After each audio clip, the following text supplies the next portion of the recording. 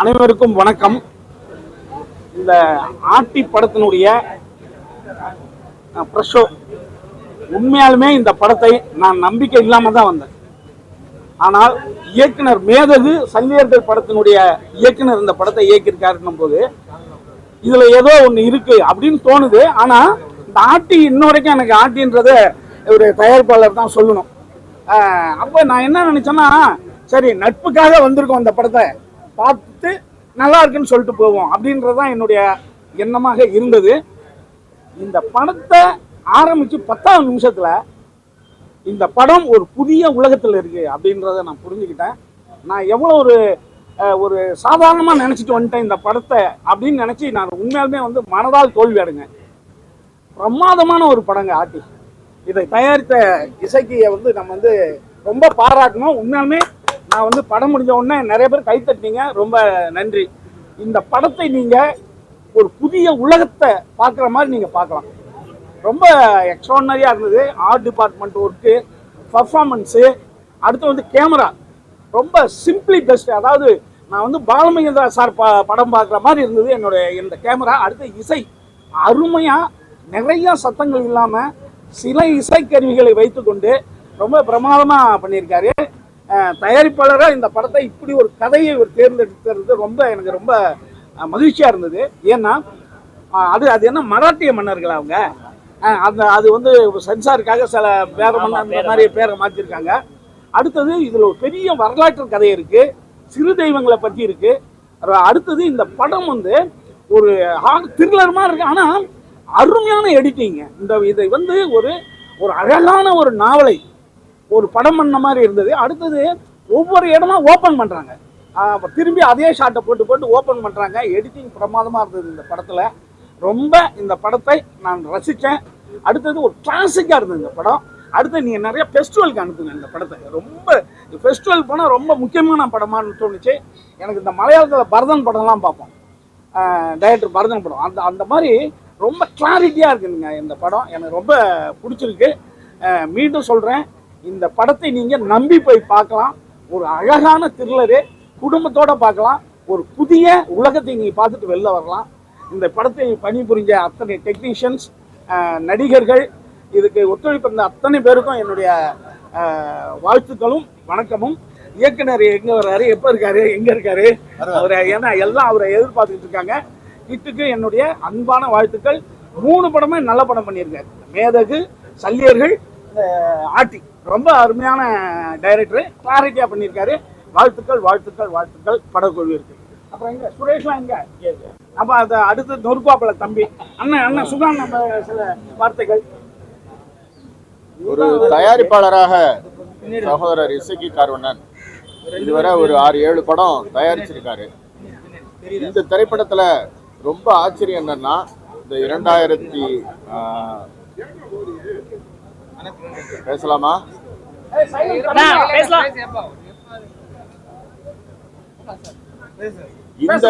இந்த நவீன காலத்துல வர்த்தக ரீதியான நோக்கம் இல்லாம இப்படி ஒரு பரீட்சார்த்த முறையில் ஒரு திரைப்படம் இயக்குறதுக்கு ஒரு துணிவு வேணும்.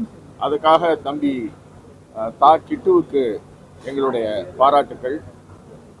ஒரு இயக்குனருடைய கனவை திரையில் கொண்டு வருவதற்கு தயாரிப்பாளர் இசக்கி கார்வண்ணன் மாதிரி ஒரு புரிதல் இருக்கிற ஒரு தயாரிப்பாளரால் தான் இந்த மாதிரியான படங்களை தயாரிக்க முடியும். அந்த வகையில் தயாரிப்பாளருக்கு என்னுடைய மனமார்ந்த பாராட்டுக்கள். சிறு தெய்வங்களை பற்றி பதிவு பண்ணியிருக்காரு அப்படின்னு இயக்குனர் சுப்பிரமணிய சிவா சொன்னார். இசக்கிங்கிற பெயரே சிறு தெய்வம் தான். தென் மாவட்டத்தில் இசக்கிங்கிற பெயர் ரொம்ப பரவலாக அறியப்படுகிற ஆண்பால் பெண்பால் இருவருக்குமே இசக்கிங்கிற பெயர் சூட்டப்படும். அந்த வகையில் இந்த திரைப்படத்தை சமரசம் இல்லாமல், வர்த்தக நோக்கி இல்லாமல், தான் சொல்ல நினைத்ததை சொல்வதற்கு இயக்குனர் தா கிட்டுவுக்கு உறுதுணையாக இருந்த தயாரிப்பாளர் இசக்கி கார்வண்ணனுக்கும், நடிகராக அவதாரம் எடுத்திருக்கும் இசக்கி கார்வண்ணனுக்கும், படக்குழுவினருக்கும் எனது மனமார்ந்த பாராட்டுக்களை நான் தெரிவித்துக் கொள்கிறேன். நன்றி. இரு என்ன அவசரம்? இருங்க. பரோட்டா கால் படி ஃபர்ஸ்ட் டைரக்டர் பேசணும், அப்புறம் பரோட்டா கால் படி இவர் வந்து பேசுங்க சார். பரோட்டா காலை நீங்க ஃபாலோ பண்ணுங்க சார், தயவு செஞ்சு. பரோட்டா கால் படி நீங்க பேசுங்க, தெரியாம பேசாதீங்க, சரிங்களா? சரிங்க சார். பரோட்டா கால் படி நீங்க ஃபாலோ பண்ணுங்க சார். ஃபர்ஸ்ட் அவரை பேச விடுங்க. சரி சரி, நீங்களே பேசுங்க. இல்ல நீங்களே பேசுங்க. புரோட்டோகாலை ஃபாலோ பண்ண மாட்டேன்றீங்க. என்ன புரோட்டோகால் மாறிடுச்சா? ஆமா, புரோட்டோகாலை ஃபாலோ பண்ணுங்க சார். 6 மாசம் வெயிட் பண்ணுங்க. 6 மாசம் வெயிட் பண்ணுங்க. புரோட்டோகால் காட்டுறேன், பேசுங்க. பத்திரிகை ஊடக நண்பர்கள் அனைவருக்கும் என்னுடைய அன்பான இனிய மாலை வணக்கம். ரொம்ப மகிழ்ச்சியா இருக்குது. ஆர்டி அப்படிங்கிற ஒரு படத்துல நானும் ஒரு கதாபாத்திரமாக பங்கு பெற்றது உண்மையிலேயே இந்த வாய்ப்பினை எனக்கு கொடுத்த இயக்குனர் கிட்டு அவர்களுக்கு என்னுடைய மனமார்ந்த நெஞ்சாத நன்றியை தெரிவிச்சுக்கிறேன். எப்பயாச்சும் அத்திப்புத்த மாதிரி சில நல்ல படங்கள் நமக்கு அமையும். ஒரு நடிகனாக வந்து அடுத்த கட்டத்துக்கு போகிறதுக்கு அது ரொம்ப முக்கியமான விஷயம். ஆனால் இந்த படத்தை பொறுத்த வரைக்கும் ஒட்டுமொத்தமான ஒரு டெக்னிக்கல் டீமும் எப்படி வேலை பார்த்துச்சு அப்படின்னு சொல்லி கூடவே இருந்து நான் பார்த்தேன். ஸோ ரொம்ப நெருக்கடியான நிறைய இடங்களில் ஷூட்டிங் பண்ண முடியாத இடம், வண்டியே போக முடியாது, நீங்கள் படத்தில் பார்த்துருப்பீங்க. அந்த மாதிரியான விஷயங்கள் தான். அதையெல்லாம் தாண்டி அண்ணன் இயக்குனர் சுகா சார் சொன்ன மாதிரி ஒரு நல்ல புரிதல் உள்ள ஒரு இயக்குனர் தான். இந்த மாதிரியான வியாபார நோக்கு இந்த படத்தை போட்ட பணத்தை எடுத்துடலாமா, ஒரு 2 மடங்கு லாபம் வருமா அப்படின்னு நினச்சி அணுகிற தயாரிப்பாளர்கள் நிறைய பேர் பார்த்துருக்கோம். அப்படி இல்லாமல் காம்ப்ரமைஸாக ஆகாமல் இயக்குனர் நினச்சதை எப்படியா திரையில் கொண்டு வந்தோம் அப்படின்னு அது எவ்வளோ மெனக்கடல் இருந்தது அப்படிங்கிறத நானும் கூட இருந்து பார்த்துருக்கேன். உண்மையிலே மியூசிக் இசையில் இருக்க டெப்சனாக இருக்கட்டும். இந்த படத்துக்கு மிகப்பெரிய இன்னொரு பலம் என்னன்னு பார்த்தீங்கன்னா களவாணி திருமுருகன் சார். ஏன்னா அவருடைய திரைக்கதையில் தான் வந்து படம் முடிச்சதுக்கப்புறம் எடிட்டிங் டேப்பில் தான் அந்த படம் பின்னால் ரொம்ப பெரிய அளவில் உருவாச்சு. அடுத்தடுத்த நல்ல நல்ல படங்களை பண்ணிகிட்டு இருக்க காரணம் சார் எஸ்எக்கி சாருக்கு என்னுடைய வாழ்த்துக்களை நன்றி நான் தெரிவிச்சுக்கிறேன். ஏன்னா அவருடைய இன்ன வரைக்கும் சரி அடுத்ததாவது ஒரு பெருசாக ஒரு காம்ப்ரமைஸ் பண்ணி நம்ம ஒரு அடுத்த வியாபார சினிமா பண்ணிடலாமா, வியாபாரத்தில் போயிடலாமா, கமர்ஷியலாக பண்ணலாமா, ஏதாவது காமெடியாக பண்ணலாமா அப்படின்லாம் யோசிக்காமல் இன்ன வரைக்கும் ஒரு நல்ல படங்களாக தேர்ந்தெடுத்து அவர் பண்ணிட்டு இருக்காரு. அடுத்தடுத்த படைப்புகள் அப்படி தான் வரும். அப்புறம் வந்து இன்னொரு விஷயம், இந்த படத்தில் நடித்த ஒவ்வொரு நடிகர்களும், அந்த விழா நடித்தது அபி நட்சத்திரா, சவுந்தர் அண்ணன் எல்லாருமே ரொம்பவும் பண்ணாங்க. நீங்கள் படம் பார்த்துருப்பீங்க, தெரியும். இப்போதைக்கு உள்ள சூழ்நிலையில் ஒரு விஷயத்தை யோசித்து இப்போ இருக்க நம்முடைய சிஎம் அவர்கள் வந்து சிங்கப்பெண் அதிரடிப்படை அப்படின்னு ஒரு விஷயத்தை பண்ணியிருக்காங்க. ஆனால் 1800களிலேயே இதற்கான ஒரு பிள்ளையார் சொல்லி போடப்பட்டு விட்டது அப்படிங்கிறத கதையில் அழகாக எடுத்து இந்த படத்தில் வந்து தெரிவிக்க விட்டுருக்கார் இயக்குனர். ஆனால் இப்போது உண்மையிலே பெண்கள் மீதான பாலியல் குற்றங்களுக்கு எங்கே இருந்தாலும் நாங்கள் வந்துடுவோம் அப்படின்னு அதிரடிப்படையை உருவாக்கியிருக்காரு, சிங்கப்பெண் அதிரடிப்படையை. எங்கள் படத்தில் நீங்கள் இந்த படம் பார்க்க வர மக்களுக்கு நான் சொல்கிறது எப்படின்னா, இதன் மூலமாக நான் வந்து தமிழக அரசுக்கும் ஒரு வேண்டுகோளை வைக்கிறேன். இந்த படத்தில் எப்படி வந்து ஒரு தண்டனை கொடுக்கப்படுகிறதோ அந்த அதிரடிப்படையை வச்சு, அதே மாதிரி தான் சிங்கப்பெண்ணும் நடந்துட்டா அடுத்த ஒரு வருஷத்துக்குள்ளே மிகப்பெரிய மாற்றத்தை தமிழகமே காணும் அப்படிங்கிறது தான் என்னுடைய ஆவல். இதை நான் என்னுடைய சார்பாக நான் என்னுடைய கருத்தை நான் அதை பதிவு பண்ணிக்கிறேன். நன்றி. தியேட்டருக்கு வாங்க, குழந்தைகளோட வாங்க. ஏன்னா நம்ம மறுக்கப்பட்ட பெரிய வரலாறு இந்த படத்தில் ரொம்ப அழகாக சொல்லியிருக்கோம். நன்றி, வணக்கம், தேங்க்யூ ஸோ மச். ஏன்னா புரோட்டோகால் இல்லையா? அனைவருக்கும் வணக்கம். இந்த படம் ஒரு சிறப்பான பதிவு. எல்லாருக்கும் இந்த ஆர்டிங்கிறதுல அந்த பேரில் வந்து நிறைய பேருக்கு, அதுவும் இந்த மெட்ராஸ் பக்கம் வடசென்னை தமிழ்நாட்டில் வந்து பார்த்தீங்கன்னா ஒரு பெரிய ஆர்டி அப்படிலாம் சொல்லுவாங்க. அது உண்மையிலேயே அவர் பெரிய ஆர்டி தான். என்னென்னா ஆளுமை. ஆர்டியினுடைய வந்து உண்மையான பேர் ஆளுமை. ஆட்சி, ஆயன் ஆட்சியில் ஆரம்பிக்குது. ஆயன் ஆட்சி அது அப்படியே வரிசை வரும். நம்ம ஊரில் ராமநாதபுரம் பக்கம் போவாங்க, அத்தாச்சி சொல்லுவாங்க. ஏன்னா குடும்பத்தில் மூத்த பெண்ணே அவங்க ஆட்சி செய்யறதுனால அந்த ஆட்சி. அது மாதிரி மீனாட்சி, தென் மாவட்டங்களில் போகும்போது அண்ணாச்சி சொல்லுவாங்க. இது எல்லாமே அந்த இதில் தான் வருது, ஆளுமை. அதுதான் அந்த படத்துடைய பேர். அது வந்து இந்த பெண்கள், இப்போ இந்த சிக்க பெண் சொல்கிறாங்க இல்லையா, இவங்களுடைய ஆட்சி. இப்போ இவங்க ஆட்சி பண்ணாங்க, ஒழுங்காக ஆட்சி பண்ணாங்கன்னா குற்றங்கள் நடக்காது, தண்டனை. இவர் எல்லாமே சொல்லிட்டாரு கலந்து சுகுமார்.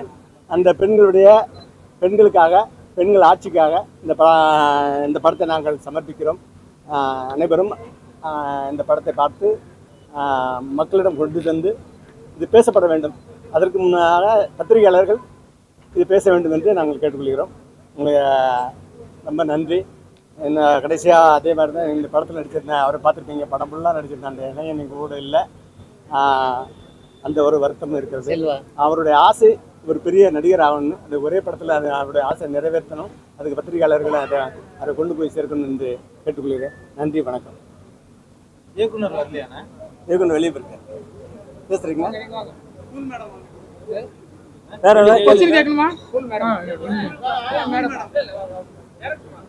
நான் அந்த படத்தில் நான் நடிக்கிறேன். நான் தயாரிச்சிருக்கேன், நடிச்சிருக்கிறேன். இயக்குனர் தான். இந்த படத்தில் நான் இயக்கல.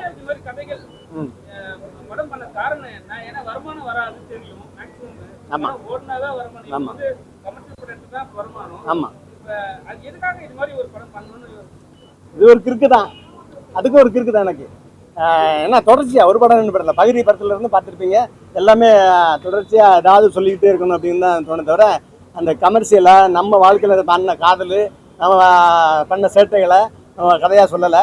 அது நான் இந்த இடத்துல இருக்கும்போது அதை சொல்லணும்னு நினைக்கிறோம். ஏன்னா இது போதும், மெசேஜ் யாருமே மக்கள் இது பண்ணல, ஏற்றுக்கிறது இல்லை மெசேஜை. ஆனால் இந்த படம் மெசேஜ் கிடையாது.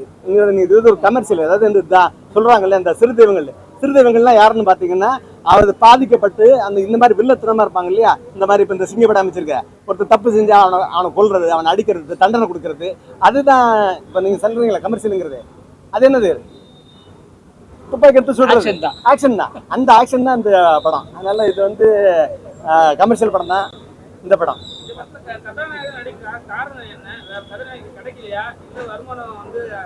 இல்லை வேற அதில் வந்து அது நம்ம சொல்லாண்டாம். ஏன்னா சினிமாலே இருக்கிறோம். நம்ம எந்த எவ்வளவு பெரிய கதாநாயகரை வச்சு நம்ம இது வரைக்கும் எடுத்ததில்ல. அந்த சம்பளத்தை மிச்சமாகும் அப்படிங்கிறது தான். வேற நாமளும் கொஞ்சம் அதில் அதிகமாக நடிக்கலைன்னு எனக்கு ஒரு நம்பிக்கை இருக்குது. ஏன்னா நீங்கள் படம் பார்த்தீங்களா நினச்சிருப்பீங்க. நம்ம அளவாக இயக்குனர் சொன்னதை வந்து போயிருக்கிறோம். அப்போ இதுக்கு இந்த கதைக்கு நான் போதும் அப்படின்னு தான் இயக்குனர் சொன்னாப்புல. அதனால் கேட்டு தான் நம்ம நடித்தோம். மற்றபடி பெரிய இயக்குனர்கிட்ட நடிகர்கிட்ட போய் நின்று கேட்டு அவங்க சொல்கிற மாதிரி கதையை மாற்றி இந்த மாதிரி எடுக்கிறதுக்கு வாய்ப்புகள் இல்லை. அதனால நம்மளே நடிச்சிட்டோம். சார், இந்த படத்தில் ஒரு பெண்ணுரிமைக்காக போராடுறவங்களை வந்து போலிய பெண்ணியவாதின்னு டயலாக் வச்சிருக்கீங்க. பெரியார், அண்ணா, கலைஞர், இந்த மாதிரி பல தலைவர்கள் வந்து இன்னைக்கு பெண்ணுரிமைக்காக போராடி இருக்காங்க. போலிய பெண்ணியவாதிகள் எப்படி நீங்க அதை டயலாக் வச்சிருக்கீங்க இந்த படத்துல? நாங்கள் அது வைக்கல, இயக்குநர்கிட்ட கேட்கணும். பட் ஆனால் எனக்கு அதில் உடன்பாடு தான். என்னன்னு கேட்டிங்கன்னா, தீர்வு எப்பவுமே ஒரு விஷயம் நீங்கள் வந்து போராளிங்கும்போது அதில் இடத்துல தீர்வு வரணும். தீர்வு வரலாமல் வேறு பேசிக்கிட்டே போயிட்டோம். முன்னே நீங்கள் சொல்கிறீங்க இல்லையா, ஒரு நூற்றாண்டு பேசிக்கிட்டே போயிட்டோம். அப்போ அது வந்து வெறும் பேச்சியாக இருக்கிறது அது ஒரு நடைமுறையில் சாத்தியப்படல. அவங்களால தான் சார் இன்னைக்கு நிறைய பெண்ணுரிமை, இன்னைக்கு நிறைய பெண்கள் இன்னைக்கு வெளியில வேலைக்கு வந்திருக்கிறாங்கன்னா, இன்னைக்கு அவங்களுக்கான உரிமைகள் இன்னைக்கு கொடுத்துருக்காங்கன்னா, இன்னைக்கு பெரியார் மாதிரியான தலைவர்களால தானே இன்னைக்கு வந்திருக்கு. சரி, எப்படி நீங்க போலிய பெண்? நான் அதை பத்தி நான் இப்ப பேச விரும்பல. ஆனா இங்க உங்க அப்பா அம்மா, உங்க அம்மா இருப்பாங்க, உங்க பாட்டி இருப்பாங்க, அவங்க வீட்டுல அடைபட்டு இருந்தாங்களா இவங்க பேசுறதுக்கு முன்ன? ஆமா, காட்டுல இருந்தாங்க. அவ்வளவு பேர் காட்டுல இருப்பான். ஒரு பொம்பளை வீட்டுல கிடையாது. குடும்பத்தையும் பார்த்துட்டு, பிள்ளைகளை வளர்த்துக்கிட்டு, எல்லாத்தையும் பார்த்துட்டு பாதுகாப்பு. நீங்க சொல்றது ஊருக்குள்ள, அவன் காட்டுக்குள்ள நடந்த பொம்பளை, அத்தனை பொம்பளை காட்டுக்குள்ள நடந்தா. ஒரு பொம்பளைக்கு எந்த பிரச்சனையும் வரல. நீங்க சொன்னீங்க இந்த புரட்சி பின்னாக்கு எல்லாம் இப்ப சொன்னதுக்கு அப்புறம் தான் இந்த பொம்பளை வீட்டுக்கு வந்தா நேரா என்ன பண்றானுங்க. அதெல்லாம் சொல்ல பேச விரும்பல. அது அன்னைக்கு ஒரு பிரச்சனை கிடையாது.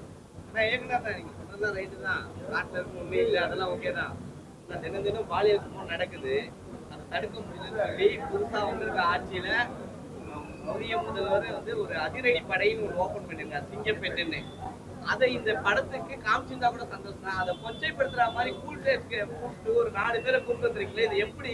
இல்ல பெருமைப்படுத்துறாரு, அசிங்கப்படுத்தல. இல்ல அது அந்த வேலை போட்டு நிக்கிறாரு. யாரு இவங்க? நான் எதுக்கு இதை போட வச்சுக்கோ? அது அவர்தான் சொல்ல. அது அவர்கிட்ட பேசுறீங்க. இந்த கேள்வி நீங்க கேளுங்க. நானே யாராவது கேட்பாங்க.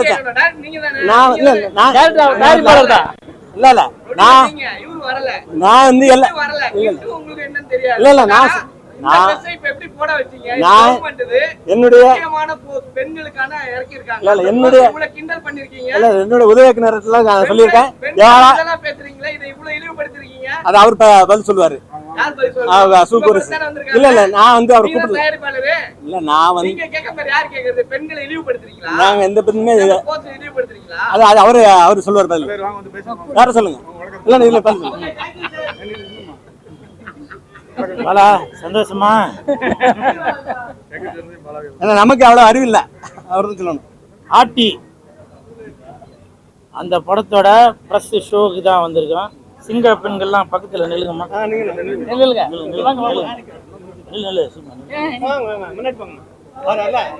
இந்த ஆட்டி படம் பார்த்தேன். படம் நல்லா அருமையாக இருக்கு. இப்போ உள்ள காலகட்டத்துக்கு ஏற்ற மாதிரி இப்போ சில பத்திரிகையாளர் கேட்டீங்க, பெண் வேடம் போட்டு வந்திருக்காரு கூல் சுரேஷ் அப்படின்னு. இதை தாங்க நானும் கேட்குறேன். சிஎம் விஜய் சார், மாண்புமிகு தமிழக முதலமைச்சர் விஜய் சார், நாட்டில் நடக்கிற அந்த சிறு குழந்தைகளுக்கும் பெண்களுக்கும் பாலியல் அந்த மாதிரி தொந்தரவுலாம் நடக்கக்கூடாது, அதை இறுதி வேரோட அறுக்கணும் அப்படின்ற ஒரு எண்ணத்துல தான் இந்த சிங்கப்பெண் திட்டத்தை கொண்டு வந்திருக்காரு. இப்போ அவங்க கேட்குறாங்க, பெண் வேடம் போட்டு வந்திருக்காரு அப்படின்னு. ஒரு பெண்ணுக்கு ஒரு ஆண் சப்போர்ட் பண்ண கூடாதாங்க? இப்படி ஒரு விஷயத்திலையும் கேட்காம தள்ளி தள்ளி போனதாலதான் இன்னைக்கு பெண்களுக்கு இவ்வளவு பிரச்சனை நடந்துட்டு இருக்கு. அப்போ நீங்க அந்த பெண்ணுக்கு ஏதாவது ஒரு சம்பவம் நடந்ததுக்கு அப்புறம் தான் நீங்க பேஸ்புக்லயும் ஆன்லைன்லயும் போட்டு இந்த பொண்ணுக்கு இப்படி நடந்திருக்கு சிஎம் சார், நீங்க இதை கேட்க மாட்டீங்களா அப்படின்னு சொல்லி நீங்க அப்பதான் ஆம்பளையா மாறுவீங்களா? ஒரு பெண்ணுக்கு இந்த மாதிரி ஒரு துயர சம்பவம் நடக்கும் போது அப்ப நீங்க தட்டி கேட்க மாட்டீங்களா? நடப்பதற்கு முன்னாலே இந்த மாதிரி சம்பவங்கள் எதுவும் நடக்க கூடாது என்று தட்டி கேட்பவன் தாங்க ஆணு. சும்மா இப்ப நான் கூட வேஷம் போட்டு வரல ஒரு பெண்ணுக்கு. ஏன்னா நானும் அக்கா தங்கச்சியும் கூட பிறந்தவன். இந்த நாட்டில் ஏதாவது ஒரு பெண்ணுக்கு ஏதாவது ஒன்று நடந்தால் அது என்னுடைய சகோதரிக்கு நடந்த மாதிரி தான். அந்த ஒரு எண்ணத்துல தான் இன்னைக்கு இந்த சிங்கப்பெண்கள் அந்த திட்டத்திற்கு சப்போர்ட் பண்ணணும். மாண்புமிகு தமிழக முதலமைச்சர் விஜய் சாருக்கு சப்போர்ட் பண்ணணும் தான் வந்தேன். நீங்க தானே சொன்னீங்க மாற்றம் வேணும் மாற்றம் வேணும்னு சொல்லுவீங்க, ஆனா நீங்க மாற மாட்டீங்க. மாற்றம் வேணும்னு சொல்லுவீங்க, ஆனா நீங்க மாற மாட்டீங்க. இது எந்த விதத்துல நியாயம்?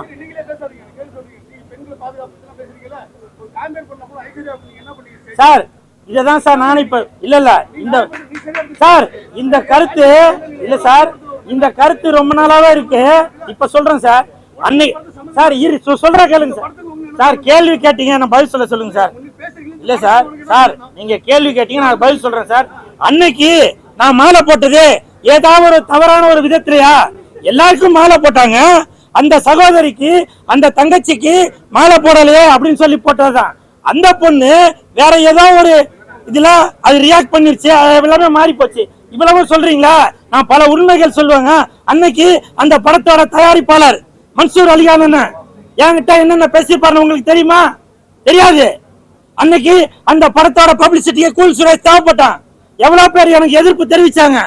அந்த மன்சூர் அலிகான் கூட திரும்பி ஒரு பதிலுக்கு கூட என்ன நடந்துச்சுன்னு எனக்கு தெரியும் அப்படின்னு ஒரு வார்த்தை சப்போர்ட் பண்ண. ஆனால் அந்த வீடியோவை எடுத்து மலையாளத்திலையும் கேரளாலையும் தெலுங்குலையும் ஆந்திராலையும் எல்லா இடத்துலயும் போட்டு பப்ளிசிட்டி தான் பண்ணாங்க. அன்னைக்கு ஏதாவது எனக்கு ஒரு பிரச்சனை நடந்திருந்தால்